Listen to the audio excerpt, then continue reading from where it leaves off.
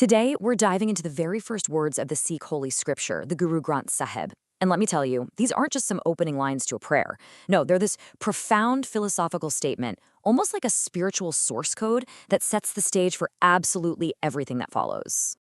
Right off the bat, the scripture doesn't start with a declaration, but with a question.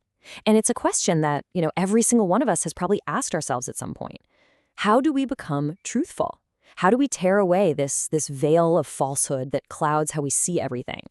This is the fundamental quest the text sets out to answer. Now, what's really interesting is how it goes about this. Before giving us an answer, the text first explores what doesn't work.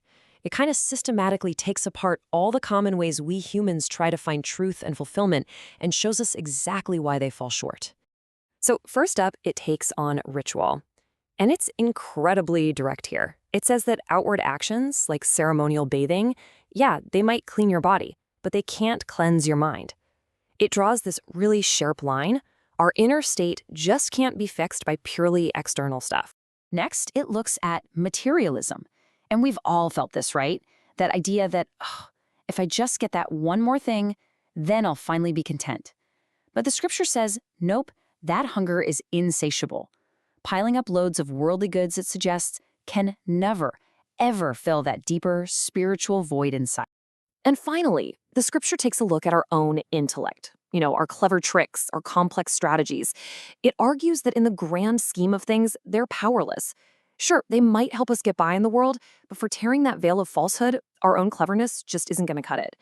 So if all these common paths, ritual, wealth, and intellect, all lead to dead ends, well, what's left?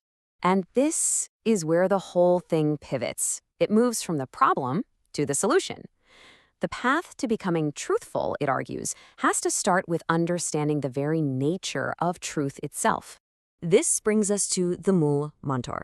These are the very first words of the entire scripture, and their placement right at the top is so crucial, it's a signal that this is the absolute foundation of Sikh theology. This is that source code for understanding reality. I mean, the name itself tells you how important it is. Mool means root, and mantra means mantra, or foundational verse. So this is literally the root belief. It's a compact, powerful description of the ultimate reality. So let's break it down. It all starts right here.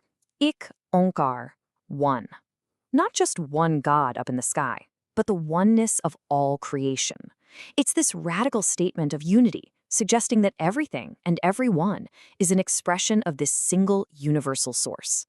Building on that idea of oneness, the next attribute is Sat Nam. And this is so key because it connects directly back to that opening question. The Creator's very name, its identity, is truth. So to become truthful, well, that means we have to align ourselves with the fundamental nature of reality itself. So what is the nature of this truth? The Mool Mantar says it is nirbhau and nirvair, without fear and without hatred. Now that is a profound idea. It suggests that the creative force of the universe doesn't operate from a place of fear or anger or vengeance, but from a place that is fundamentally serene and benevolent.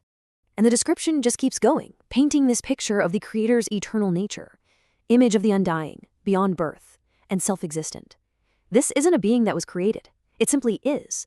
It's timeless, formless, and entirely self-sufficient, existing way beyond the cycles of birth and death that define our own reality. Okay, so once we have this definition of the ultimate reality, the text introduces the next crucial concept.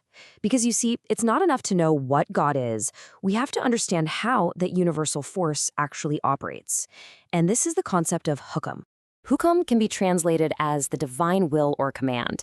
You can think of it like the operating system of the universe. It's the natural law, the cosmic order that governs everything, from the spinning of galaxies right down to the events in our own lives. And the scripture really emphasizes just how total this command is. It explains that everything happens within this divine order, from our very creation, to whether we achieve greatness or live in obscurity, to all our experiences of pleasure and pain. It's all described as just unfolding according to this universal will. Nothing exists outside of it. So how does all this circle back to that very first question? How do we tear away the veil of falsehood? Well, the text brings these two huge ideas, the nature of the Creator and the divine will, together to show us a single, direct path. Remember what didn't work? rituals, materialism, our own clever tricks. The scripture says the answer isn't something you do in that sense. It's not a scheme. It's a shift in your understanding, a profound realization. And here it is, the heart of the answer. That veil of falsehood, that's our ego. That constant voice of I, me, mine. The text claims that when you truly begin to understand hukum, when you accept that everything unfolds according to this vast universal will, the ego just has no ground left to stand on. It begins to dissolve.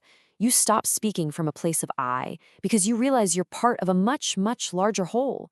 So ultimately, the path to becoming truthful is to walk in the way of his will, to accept hukum.